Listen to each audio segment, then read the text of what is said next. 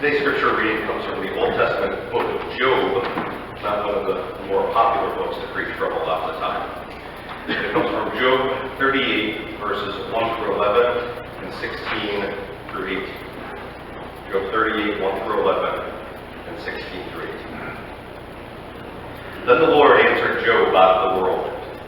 Who is this that darkens counsel by words without knowledge? Gird up your loins like a man. I will question you, and you shall declare to me. Where were you when I laid the foundation of the earth? Tell me if you have understanding. Who determined its measurements? Surely you know. Or who stretched the line upon it? On what were its bases sunk, or who laid its cornerstone? When the morning stars sang together, and all the heavenly beings shouted for joy. Or who shut in the sea with doors when it burst out from the womb? When I made the clouds its garment, and thick darkness its swaddling band, and prescribed bounds for it, and set bars and doors, and said, Thus far shall you come and no farther, and here shall your proud waves be stopped. Have you entered into the springs of the sea, or walked in the recesses of the deep? Have the gates of death been revealed to you, or have you seen the gates of deep darkness? Have you comprehended the expanse of the earth? Declare if you know all this.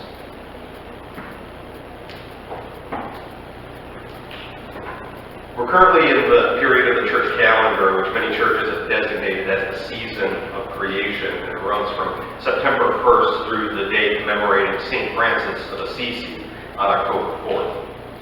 Throughout the season of creation, we'll be focusing on different aspects of creation, examining what Scripture has to say about creation, and what we as followers of Jesus Christ are supposed to do in our interactions with creation. Last week we talked about the event of creation and discussed the fact that it's okay for Christians to have differing opinions on how creation was accomplished. Whether someone believes that God created everything in 6 literal days, and that the earth is only 6,000 years old, or if they believe that God created everything over the course of billions of years, or if they believe that God ordained the process of evolution. It really doesn't matter. What matters is that God called his creation very good. God gave us creation to sustain us, but he also put us in the position to take care of it. And quite frankly, we haven't been doing a very good job of that. Perhaps some of you are aware of the phenomenon known as the Pacific Garbage Patch. And my slide isn't working here, but that's okay. The Pacific Garbage Patch is just one part of 5 offshore plastic accumulation zones in the world's oceans. It's halfway between Hawaii and California. It covers an approximate surface area of 1.6 million square kilometers, which is an area twice the size of Texas. Scientists estimate that every year, 2.6 million tons of plastic are entering the ocean. 2.6 million tons. That's 5.2 billion pounds of plastic. The same weight as approximately 240 billion plastic water bottles, which is enough to fill every inch of the Houston Astrodome twice. And that's what's happening each year. More than half of this plastic is less dense than water, which means that it will float once it gets to the ocean. And once these plastics enter the giant vortex of the Pacific Patch, they're unlikely to leave the area until they degrade into smaller microplastics under the effects of the sun and the water and marine life. And as more and more plastics are discarded into the environment, microplastic concentration will only continue to increase. Midway Atoll is an island group, one of the most remote areas in the world. It's an area that's closed to the public and is only able to be visited after a long and rigorous application process. Yet the main inhabitants of Midway Atoll are falling victim to our plastic addiction.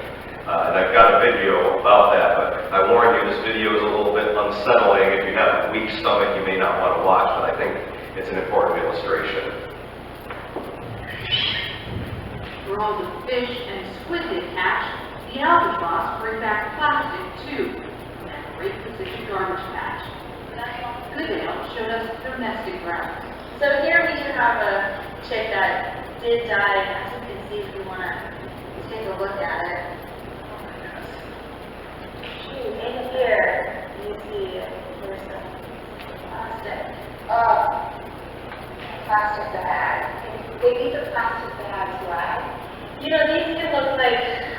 fish, or does it look like a squid to them? Do they think this is food? They do think it's food, and you know, flying fish, they can lay eggs on floating debris, and so they will absolutely lay eggs on pieces of floating plastic. So if the adults are out for foraging, they pick up those eggs as well as pieces of plastic in there. It's the serving fish for the egg. Yes. And of the birds that you end up looking at, dissecting, what percentage of them have plastic? Every single bird has plastic. Every bird. U.S. Fish and Wildlife scientists estimate the birds carry 5 tons of plastic back to Midway in their stomach every year. Some of it, Kelly Goodale collects and catalogs. This one is coming from the disturbing ones. This was, oh my goodness, you have bioplastic here. It's like trash at the drugstore. Pretty much that. Okay, all of this was recycled from birds. Yeah. That's pretty tragic. And of course, this is just the tip of the tip of the tip of the iceberg. To state the obvious, this is bad news for everything that relies on the oceans for life, which is pretty much everything. See, because the water cycle, scientists have even found pieces of microplastic in rain. Rain. That means when water comes from the sky to water our crops, it's bringing with it microplastics, the chemicals from which can be picked up by the roots of crops. So everything that lives in the ocean, everything that eats anything from the ocean, everything that needs rain to grow, everything that eats anything that needs rain to grow, and everything that drinks water to survive is getting affected by the levels of plastic that end up in the water. And it's humanity's fault that these are the current conditions. Professor and environmental lawyer John Kunich wrote his book, Killing Our Oceans. We human beings are almost entirely responsible for the massive die-off in our oceans. So why should we not be responsible about it? It's the shopworn shopkeeper's motto, writ large. You break it, you buy it. All over the world, we're breaking the vast, ancient, but fragile structure of marine life. And if we don't pay to undo the damage, it will only spread and worsen. We have a moral duty to do all we can to halt and reverse the harm we're inflicting upon this most precious and least understood of natural resources. Okay, some of you are getting antsy because you thought you were coming to church and a lecture about plastic pollution in the oceans. Okay, and you're wondering when I'm going to get to talking about the Bible and something spiritual. Okay, so here's a quote from Shane Claiborne, Christian author and activist. He says, "There's clear biblical evidence of a God who has a green thumb, a creator who begins the human story by breathing life into dirt and ends the story with the restoration of all creation as New Jerusalem comes to earth. This is a humble and clear call to all people to respond to the degradation of the earth, especially those of us who dare to call ourselves Christians." This is exactly the point that I want to get across. Okay? Our care for creation, or lack thereof, is a spiritual issue. It's an issue of whether or not we're doing God's will, whether or not we're following Jesus Christ, and whether we're seeking to bring His kingdom to bear upon this earth. So let's discuss the passage that we read earlier. Like I said, Job isn't usually a popular book to preach from because it raises an awful lot of really hard to answer questions. But I'm not looking to give a full synopsis and exegesis of the book of Job here. I'm rather interested in what we just read from chapter 38. At this point, Job has undergone a lot of severe tragedy. And he's been crying out to God, asking God, "Why, God? Why are you allowing these terrible things to continue happening to me?" And in the passage we read this morning, God finally shows up and answers out of a whirlwind or out of a storm. This reminds me of a scene from the movie Forrest Gump. Lieutenant Dan, Forrest's commanding officer in the Army that lost his legs in Vietnam and subsequently became an alcoholic. But he promised Forrest that if Forrest ever became a shrimp boat captain, Lieutenant Dan would come and be his first mate. Well, Forrest had started his shrimping business and Lieutenant Dan kept his promise, but business wasn't going all that well. Forrest had started going to church to pray that God would help him catch shrimp. After another unsuccessful attempt, Lieutenant Dan says to Forrest, "Where's this God of yours?" And Forrest, acting as the narrator, says, It was funny that Lieutenant Dan said that, because right then, God showed up. And the scene then jumps to a huge gale force storm, and while Forrest is hiding below deck, Lieutenant Dan is in the boat's crow's nest, shouting at God for all of the suffering he had endured in his life. And after that, they became the most successful shrimping business in the country, and Lieutenant Dan found peace in his life. It's a very Job-like story. So just like with Lieutenant Dan, God showed up to answer Job. A lot of people read God's response to Job as a beratement, mercilessly scolding Job for daring to question Almighty God. But biblical scholars point out that that's not at all what's going on here. When we read the English translations at face value, it's easy to see how we can arrive at the conclusion that God is just jabbing and deriding poor Job. God shows up and speaks from the storm and says, "Who is this that darkens counsel by words without knowledge?" That sounds pretty ominous. But the poet who wrote the book of Job has God appearing out of a storm, not to show judgment, but to show power. The question, "Who is this that darkens counsel by words without knowledge?" is certainly a rebuke, but it's not a condemnation. God's reminding Job that when it comes to the activities of the Almighty, Job had no concept. He's completely in the dark. Job's fault here was that he assumed he had knowledge that he didn't have. He assumed that he understood everything about the world that God had created and about God himself. So God challenges Job in a way that will make it very apparent that Job doesn't have the knowledge that he seems to think he has. God asked Job, where was he when the foundations of the earth were laid? And asked who it was who determined its construction and its measurements. Again, it seems kind of controversial and condemnatory in nature. But then in verse 7, something changes. Dr. Lindsay Wilson, a professor of Old Testament at Ridley College, notes that verse 7, however, adds an interesting twist with the addition of superfluous, almost playful information. There's no need to add that the heavenly beings responded with joy. The idea of the morning star singing is a lighthearted, even comic picture that seems out of place if this is intended as a strong rebuke to Job. The use of humor here softens God's questioning of Job, and this sets the tone for the speech. This is something that we miss just reading at face value in the English tradition. But God's actually throwing jokes in here. The lighthearted nature of the discourse continues in the next verse, as we get God talking about the oceans and the seas, which obviously is the crux of what we're talking about today.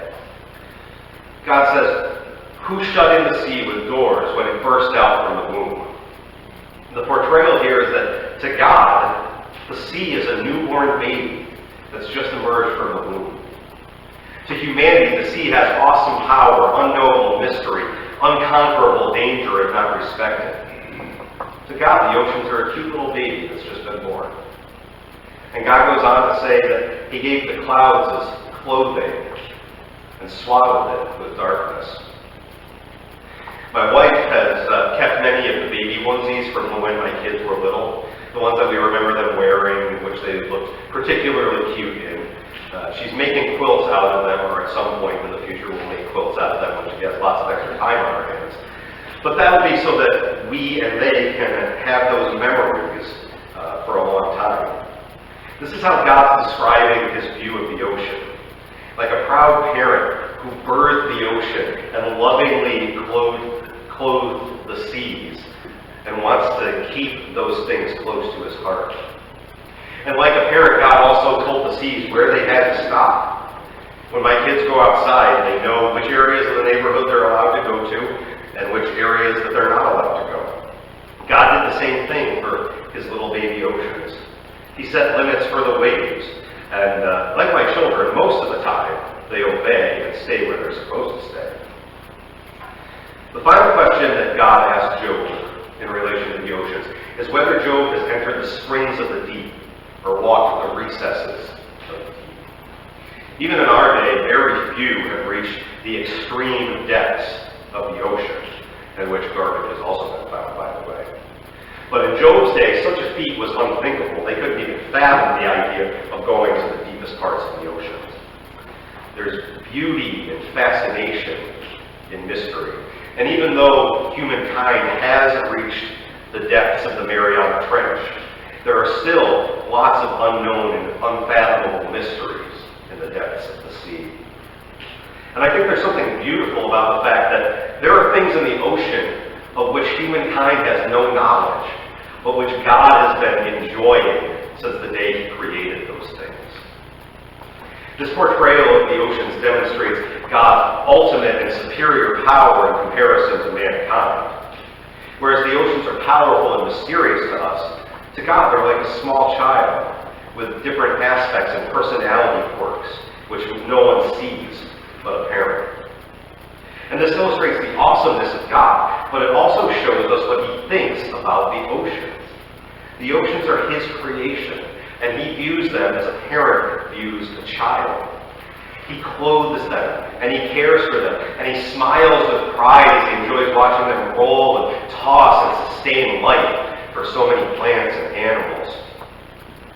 Consider the pain it must cause them as humans bluntly abuse His creation. Jonathan Merritt, an author and culture writer for several different magazines, and also the son of former Southern Baptist President James Merritt, wrote about the Pacific garbage patch in his book, Green Like God. He wrote, "This floating mass of discarded water bottles, toothbrushes, shopping bags, shampoo bottles, and bottle caps wreaks havoc on marine life. Animals become entangled and die, and as the trash breaks down, fish and birds ingest it. I ask myself what God thinks about us trashing His creation with our selfish, wasteful lifestyles. These tragedies undoubtedly grieve the heart of God. Calamities like this are all around us. So again, I say to you, care for our oceans is a spiritual issue. It's an issue of whether or not we're being obedient followers of Jesus Christ. It's not a political issue, it's not a social issue, it's not a special interest issue. It's an issue of Christian spirituality and obedience. The biggest thing that we can do is to minimize our plastic usage as much as possible. Perhaps you noticed this morning that we replaced our Keurig coffee maker with air pots in the back. That gets rid of 10, 15, 20 plastic K-cups that we were using here each Sunday morning. We'll also be phasing out our individual creamer packages back there as well. As individuals, we can use cloth shopping bags rather than plastic grocery bags, and if we use plastic bags, we can bring them and recycle them. Most stores now have places where you can drop off plastic bags to be recycled. We can stop using single-use plastic water bottles and replace them with reusable ones. Pretty much any time we can avoid using single-use plastic, we should. And any time when we can recycle plastic, we should. Admittedly, it takes a little extra effort on our behalf. It means that our lives will not be quite as convenient and easy as they could be. But that's the case with following any of the commands of Jesus Christ, right? Jesus doesn't necessarily make life easier on us. For the sake of the oceans, God's beloved creation, which He loves as a parent loves a child, for the sake of life on this earth and for the sake of future generations, let us care for our oceans in the name of the one who called all creation very good. I want to leave you with some verses of a hymn entitled The Song of the Waters, written by Norman Abel. View anew the dark blue ocean, whales cavorting, spray and foam, God at play with deep sea monsters, feeling very much at home. Sing a song of laughing waters, pulsing through the veins of earth. Feel the breath of God move softly, gentle mists that brush the skin. Earth is breathing God's own spirit, life renewed from deep within. Sing a song of living waters, pulsing through the veins of earth. So friends, let us view the ocean anew through God's eyes, and let us love and care for His creation as much as He does. Please pray with me. God, our Creator, as we reflect on the mysteries of the ocean depths, we celebrate the wondrous design of the seas that surround us. Help us to discern how we've polluted our oceans and to empathize with the groaning of creation. Teach us to know the presence of God in the tides and the currents of the seas. Teach us to care for the oceans and all of our waterways. Jesus, teach us with earth. Make our spirits sensitive to the cries of creation, cries for justice from the land, the seas, and the skies. Make our faith sensitive to the groans of the Spirit in creation, the groans of longing for a new creation. Lord, make our hearts sensitive to the songs of celebration from the sea and the forest and the air. Lord, teach us to care. In the name of the wisdom of God, the creative force that designs and governs all of creation.